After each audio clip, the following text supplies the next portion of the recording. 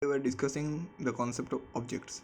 So what is objects? So object is a world entity that have state and behavior, and it is known an object. It's like there are two types of objects. One is tangible object, another is intangible object. Tangible object means which object we can touch, like a car we can touch, a bike we can touch, a bag, a pen we can touch. But intangible object means a banking system.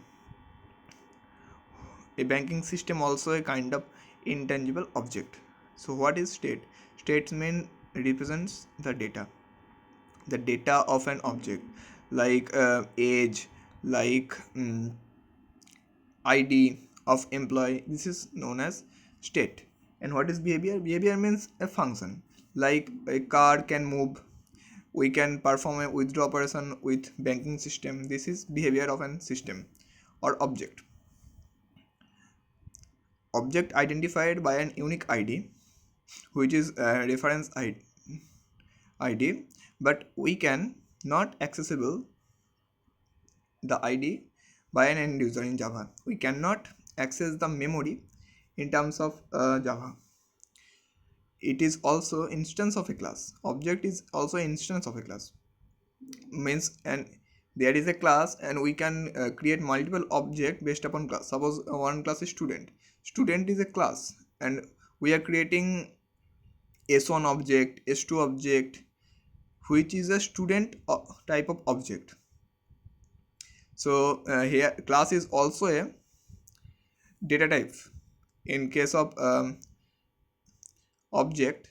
So suppose there is a variable int id. So int is in type, id is in type of variable, like s1. Suppose there is a we are creating class student, int id, string name. This is state, and this is in the main method we are initialize. This is state of a class. This is class level variable. So here you are writing a class, and inside main method we are creating object. So here is class name, s1 equal to new student constructor. So this part is for initializing the object, because constructor is initialize the object. New keyword is create the new object. S1 is reference variable to that object. So whenever we are creating S1 object of that student type of object, so it is act like a data type, because class is also act like a data type. Suppose there is int id. So int is id is int type of.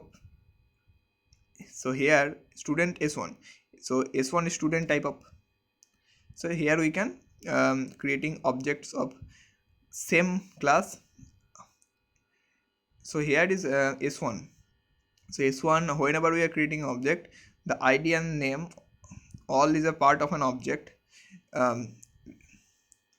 directly. Whenever we initialize the id and name, it is been initialized here before creating object.